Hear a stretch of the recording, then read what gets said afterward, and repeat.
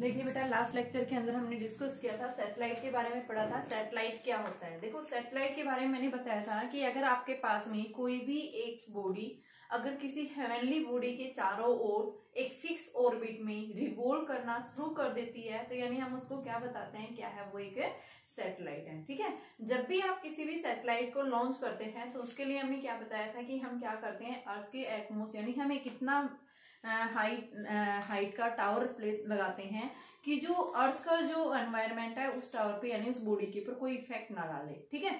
तो eight a large height के ऊपर हम एक टावर लेते हैं, उस टावर से हम क्या करते हैं, किसी भी बॉडी को क्या करते हैं, प्रोजेक्ट करते हैं। तो हम क्या बताते हैं सबसे पहले कि हमने उस बॉडी को एक हॉरिजॉन्टल डायरेक्शन में वेलोसिटी रिक्वायर्ड की, तो क्या होगा, वो कुछ दूर तक तो जाएगा लेकिन फिर वो अर्थ के सरफेस पे आ जाता है। ठीक है। ऐसा क्यों होता है? क्योंकि अर्थ उसको अपना इफेक्ट डालती है, ग्रेविटी का इफेक्ट। तो ग्रेविटी के कारण वो बॉडी कहाँ गिर जाती है, ग्राउंड पे स्ट्राइक हो जाता है। उसके बाद फिर हम क्या बताते हैं कि फिर हमने उसकी स्पीड पहले से ज्यादा और बढ़ाई, तो क्या करेगा, अब और ज्यादा हॉरिजॉन्टल डिस्टेंस लेगा। अब हमने क्या किया, उस ऑब्जेक्ट को यानी इतनी वेलोसिटी उसको रिक्वायर्ड कर दी बेटा कि अब वो ऑब्जेक्ट एक फिक्स ऑर्बिट में रिवॉल्व करना उसने शुरू कर दिया। तो मान लो ये आपके पास में क्या है, अर्थ सरफेस है। अर्थ सरफेस की जो रेडियस है वो क्या है, आर है। ठीक है। ये क्या है, सेंटर है। और यहाँ से at a very large height के ऊपर हमने एक ऑब्जेक्ट को इस तरह से फेंकना शुरू किया है। ठीक है। तो वो एक फिक्स ऑर्बिट में जैसे रिवॉल्व करेगा तो जो स्पीड दी है उसमें वो हम क्या बोलते हैं, क्या है वो, ऑर्बिटल स्पीड। ऑर्बिटल स्पीड के बारे में हमने लास्ट लेक्चर में डिस्कस किया था कि ऑर्बिटल स्पीड क्या है। तो आप क्या बताएंगे, orbital speed is the necessary speed required to a satellite which moves in a fix orbit around the earth. कि अर्थ के अराउंड कोई भी जो है बॉडी अगर एक फिक्स ऑर्बिट में रिवॉल्व करना शुरू कर देती है तो आपने उस बॉडी को जो स्पीड दी है उस स्पीड को हम क्या बताएंगे, क्या है वो, उसकी ऑर्बिटल स्पीड है। तो बेटा आज हमें करना है टाइम पीरियड निकालना है। टाइम पीरियड का मतलब क्या है कि भाई जब आपके पास में ये बॉडी एक सैटेलाइट बन गई है, तो जब ये एक सैटेलाइट बना है तो उसने अपना एक रिवॉल्यूशन कंप्लीट किया है, तो इस रिवॉल्यूशन को कंप्लीट होने में कितना टाइम लेगा कि अर्थ के चारों ओर जब उसने अपना एक रिवॉल्यूशन यानी कि रिवॉल्व कर लेता है, एक चक्कर पूरा लगाता है, तो how much time taken by the satellite, हमें क्या करना है, उस टाइम पीरियड की वैल्यू को डिटरमाइन करना है। तो हम कैसे निकालेंगे, देखो यहाँ से बेटा आर रेडियस और एच हाइट के ऊपर क्या है, ये यहाँ से इसको प्रोजेक्ट किया गया है। तो टोटल सेंटर से डिस्टेंस क्या होगी, आर प्लस होगी। अब देखो हमने क्या पढ़ा है, ऑर्बिटल स्पीड क्या होती है, टोटल डिस्टेंस यानी कि डिस्टेंस का मतलब सर्कमफ्रेंस ऑफ द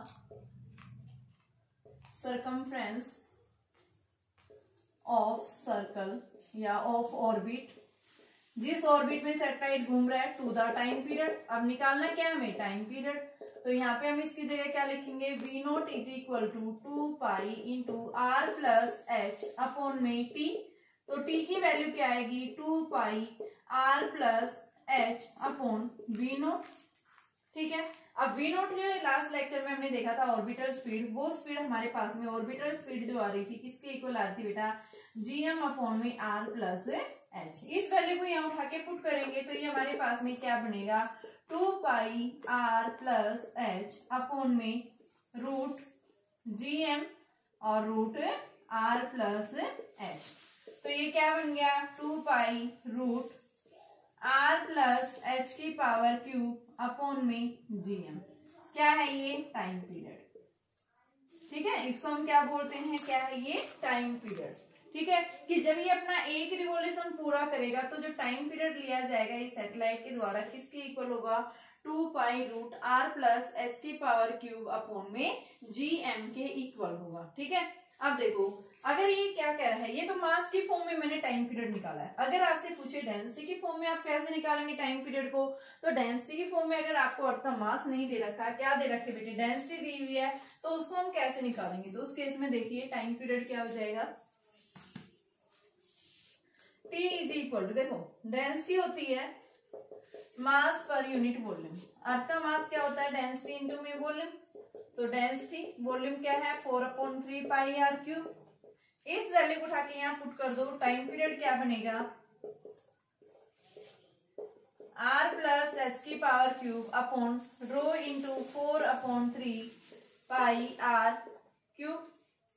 और जी था ये एज इट इज रख दो, 2 पाई को अंदर लेके जाओ, क्या बन गया ये, 4 pi square are plus H की पावर क्यूब अपॉन ये 3 भी चला गया ऊपर, और ये क्या आ गया, रो जी 4 पाई आर क्यूब। 4 पाई से 4 पाई कैंसिल, हमारे पास में क्या आ गया, T is equal to 3 pi are plus H की पावर क्यूब अपॉन में रो जी आर क्यूब। ये आ गया।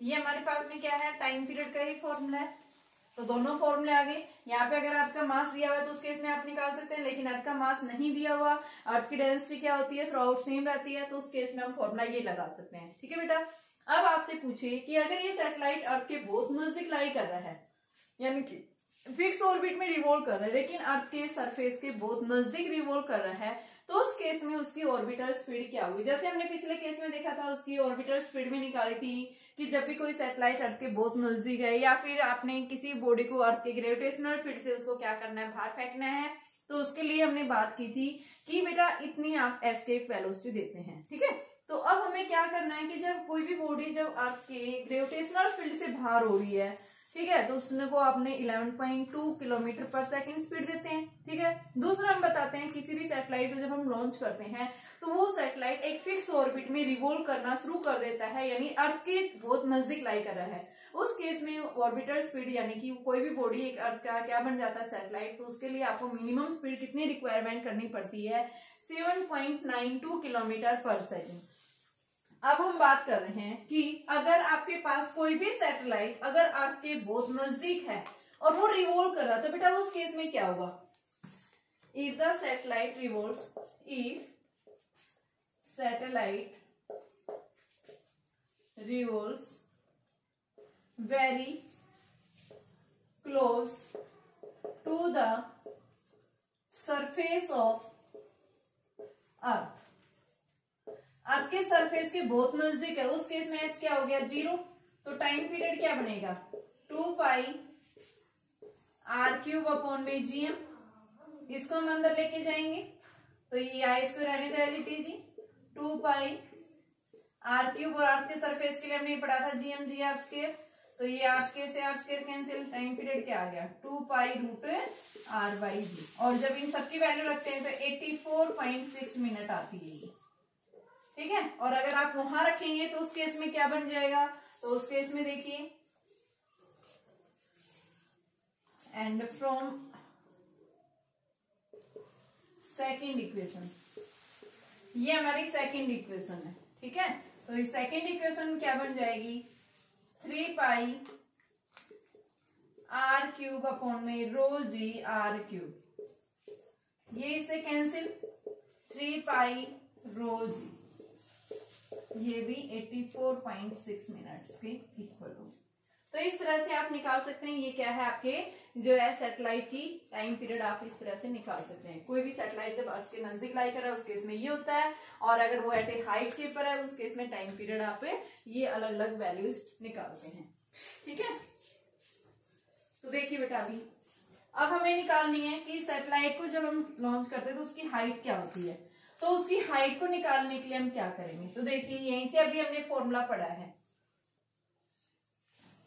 क्या फॉर्मूला आया था, T is equal to 2 pi are plus H की पावर क्यूब अपॉन में जीएम।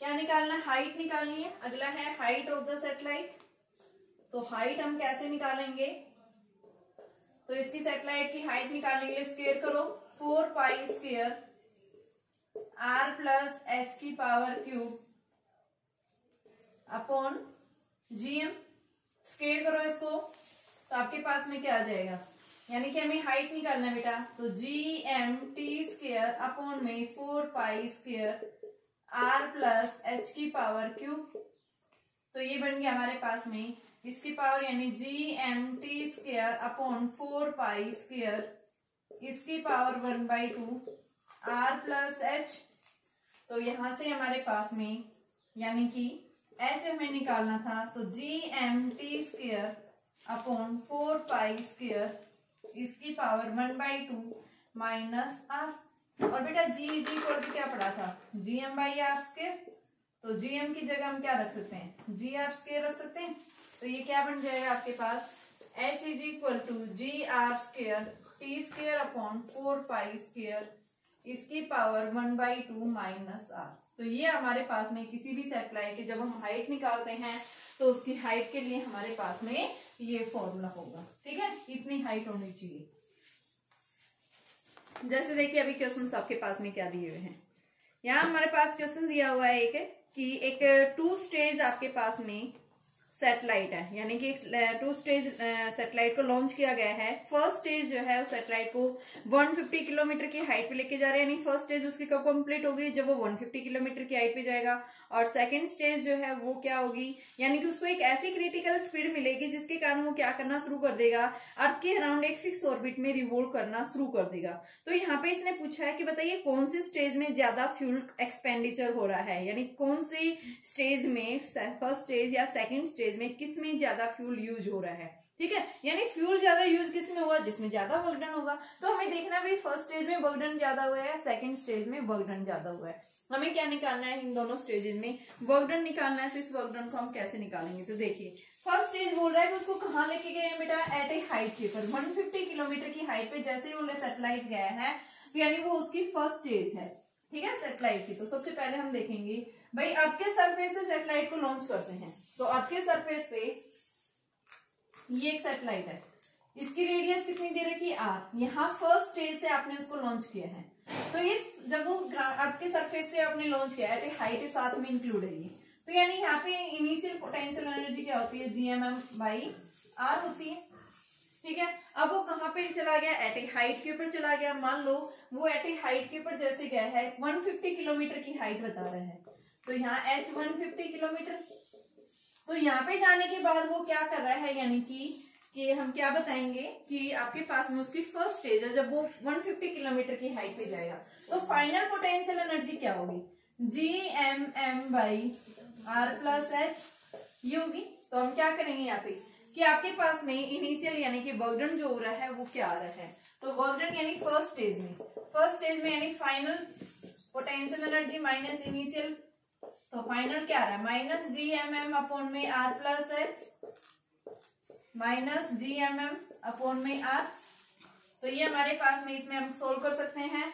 Gmm हमारे पास में कॉमन है, 1/R + 150 माइनस 1/R, इसको आप सोल्व कर देंगे, W1 आ जाएगा। सिमिलर W2 लेंगे, W2 में क्या हो जाएगा आपके पास में, यानी कि जब वो सेकंड वर्क डन यानी कब यूज हो रहा है, जब आपके पास में कोई भी एक सैटेलाइट है और उस सैटेलाइट सेकंड सेट केस के अंदर बेटा आप क्या बताएंगे कि आपके पास में सेकंड स्टेज में जब वो सैटेलाइट एक फिक्स ऑर्बिट में रिवॉल्व करना उसने शुरू कर दिया है, तो बेटा एक फिक्स ऑर्बिट में रिवॉल्व कब करेगा, यानी कि आपने उसको क्या किया है कि इतनी उसको एनर्जी मिल गई कि वो एक फिक्स ऑर्बिट में रिवॉल्व, तो यानी कि रिवॉल्व करेगा, तो यानी काइनेटिक एनर्जी है।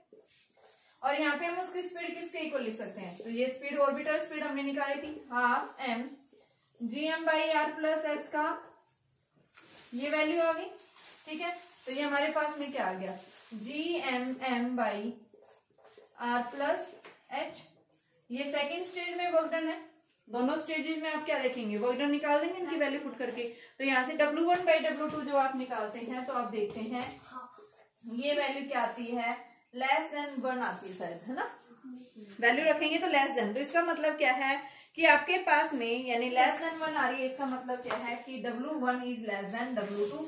तो यानी सेकंड स्टेज में वर्क डन ज्यादा हो। फॉर्मूला मैंने दोनों में बता दिया, वैल्यू रख करके आप इसको सोल्व कर सकते हैं, ठीक है।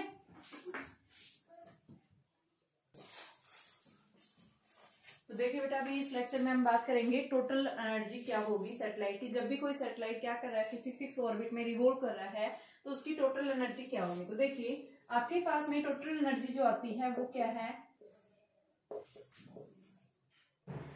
यानी it is the sum of the kinetic energy and potential energy. Kinetic energy किस कारण से होगी, मान लो ये आपके पास में अर्थ का सरफेस था, ठीक है, हमने एट ए हाइट के ऊपर क्या किया है, किसी भी सैटेलाइट को लॉन्च किया है, तो वो क्या कर रहा है, रिवॉल्व कर रहा है, एक फिक्स ऑर्बिट में रिवॉल्व कर रहा है, तो उसके पास बेटा जो एनर्जी आएगी वो कैसी एनर्जी होगी, काइनेटिक एनर्जी, 12mv²। ये v0 हमने क्या दिया उसको, ऑर्बिटल स्पीड रिक्वायर्ड की है, ठीक है। दूसरा हमारे पास में क्या आएगी, इसके पास में पोटेंशियल एनर्जी। इस पोटेंशियल एनर्जी की वैल्यू क्या होगी, एट ए हाइट के ऊपर ही, और potential energy at a height के ऊपर क्या होती है, -Gmm/R आर प्लस एच, यानी ये हमारे पास में पोटेंशियल एनर्जी। अब हमें इसकी वैल्यू निकालेंगे। देखो ऑर्बिटल स्पीड हमने क्या पढ़ी थी, जीएम अपॉन में आर प्लस एच का रूट, इसको उठा के यहाँ पुट करेंगे तो टोटल एनर्जी किसके इक्वल आएगी, हाफ एम, इसकी वैल्यू क्या आ गई, जीएम अपॉन में r plus H minus G M M upon r plus h, तो ये G M m 2 into are plus H minus G M m r plus h, 2 into are plus h, तो ये हमारे पास G M M minus 2 G M M, तो total energy बेटा किसके equal आई, minus G M M upon 2 into are plus H, यानी ये क्या है, टोटल एनर्जी है। ठीक है, तो सबसे पहले टोटल एनर्जी सैटेलाइट, जब भी कोई सैटेलाइट क्या कर रहा है, किसी फिक्स ऑर्बिट में रिवॉल्व कर रहा है, तो सैटेलाइट के पास में टोटल एनर्जी किसके इक्वल होगी, it is the sum of the kinetic energy and potential energy. Kinetic energy किसके इक्वल होगी बेटा, हाफ एमवी स्क्वायर, यहाँ स्पीड हम किसके इक्वल लेंगे, ऑर्बिटल स्पीड के इक्वल लेंगे, और पोटेंशियल एनर्जी की वैल्यू हमने क्या रख दी, माइनस जीएमएम बाई आर रख दी है। ठीक है, अब आपसे पूछिए कि भाई वहां पे काइनेटिक एनर्जी क्या होगी, तो काइनेटिक एनर्जी आपने क्या देखी है, kinetic energy is equal to half m v square, तो यहां से हम इसकी वैल्यू रखेंगे half m G M r plus h, तो ये बन गई है G M M by 2 into are plus h. ये क्या है, kinetic energy at a height के ऊपर, जो हमारे पास में क्या है, पोटेंशियल एनर्जी का हाफ है। ठीक है, ये पोटेंशियल एनर्जी होती है, माइनस में ले लो इसको, तो आपके पास पोटेंशियल एनर्जी क्या है, twice of the kinetic energy, और ये नेगेटिव होती है, हमेशा नेगेटिव क्यों लेते हैं, कि आपके पास जो ये एनर्जी है ये किस में होती है, यानी कि बाउंड स्टेट में है, कि टोटल एनर्जी जो है ये हमेशा नेगेटिव होती है, और नेगेटिव का मतलब क्या है कि जो सैटेलाइट जो है वो क्या है बेटा, बाउंड स्टेट में अर्थ से क्या हुआ है, वो बाउंड हो रखा है, तो इस वजह से ये क्या है, नेगेटिव आती है। तो यहाँ लिख सकते हो नेगेटिव साइन क्या इंडिकेट करिए, negative sign shows that satellite is bound to earth, earth के साथ में बाउंड है, इस वजह से कैसी आ रही है, वैल्यू नेगेटिव आ रही है। तो ये काइनेटिक एनर्जी आ गई आपके पास में, तो इस तरह से आप इंडिविजुअली अलग अलग इसकी वैल्यू को निकाल सकते हैं। ठीक है, तो हमारे पास में इसके क्वेश्चन है। देखिए एक फर्स्ट क्वेश्चन कि एक 400 किलोग्राम का आपके पास में क्या है, सैटेलाइट है। देखो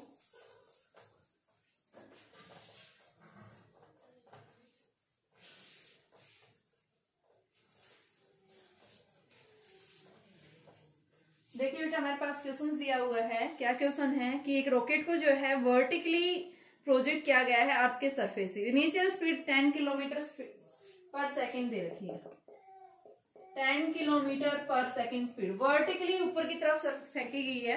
तो आपको क्या बताना है कि बताइए वो कितनी दूरी पे जाएगा। ठीक है, जब अर्थ की रेडियस दे रखी है 6400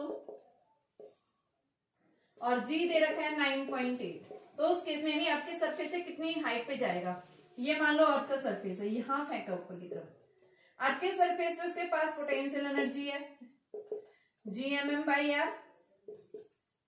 ठीक है, काइनेटिक एनर्जी क्या होगी उसके पास, 0। अब जब ये कहा अर्थ के सरफेस से एट ए हाइट पे जाएगा, तो बेटा इसके पास kinetic energy at a height पे 0, पोटेंशियल एनर्जी होगी। तो हमें क्या देखना है, by using the conservation of energy, by using conservation of energy apply करो, कि जब वो अर्थ के सरफेस पे है, टोटल एनर्जी क्या है, kinetic energy plus potential energy at the earth surface, और हाइट के ऊपर kinetic energy plus potential energy at a height के ऊपर। तो यहाँ पे हमारे पास में काइनेटिक एनर्जी यानी 0, पोटेंशियल एनर्जी क्या है, minus G M M by R, earth के सरफेस पे है, हाइट पे 0 हो गई। ठीक है, अब यहाँ से देखो एक बार क्वेश्चन कि वो ऑब्जेक्ट को क्या किया बेटा, ऊपर की तरफ फेंका गया, तो उस केस में हम क्या बताएंगे कि आपके पास में जब वो अर्थ के सरफेस में से फेंका गया, तो यहाँ से देखो बेटा स्पीड है उसके पास, काइनेटिक एनर्जी है ना, क्योंकि यहाँ से ऊपर की तरफ जाएगा तो काइनेटिक एनर्जी है उसके पास, तो half M V square plus में G M M by square at the height पे 0 हो गई, और potential energy minus G M M by R plus H at a height पे, तो half M V square minus G M M by R plus H minus G M, ये plus हो जाएगा R, तो GMM 1/r minus 1/r plus h हाफ mv²। ठीक है, तो ये वैल्यू आपके पास में m से m कैंसिल हो गया, v² is equal to 2gm 1/r minus 1/r plus h। ठीक है, यहां से हमें ये निकालना r प्लस h निकालना, तो पहले आप इसको निकालो। 2gm r plus h minus r से r कैंसिल, यहां से v² 2gm h upon r into r plus h। अब हमें निकालना है h, gm की जगह हम क्या रखें, gr² r into r plus h, r से r कैंसिल, तो आपके पास में क्या आ गया, v²/2gr h upon r plus h, और इसको हम क्या लिख सकते हैं, 1/r/h या h/r प्लस 1, r/h ही होगा बेटा, ये r/h प्लस 1। ठीक है, इसको आप क्रॉस मल्टीप्लाई करो, तो आपके पास में क्रॉस मल्टीप्लाई करोगे तो देखो वैल्यू क्या आएगी, यानी कि v²/2gr 1/r/h plus 1 v²r/h plus 1 2gr। ठीक है, तो ये आपके पास में v² यानी 2gr/v² r plus upon h plus 1, और यहां से हमारे पास में 2gr/v² माइनस 1 r/h, तो h की वैल्यू हमारे पास में क्या आ गई, r upon 2gr upon v² minus 1। ये हमारे पास में फॉर्मूला होगा। ठीक है, तो इस तरह से हम कंजर्वेशन ऑफ एनर्जी के इसके क्वेश्चंस कर सकते हैं बेटा। ठीक है, इनकी प्रैक्टिस करना, प्रैक्टिस से ही क्वेश्चंस होंगे।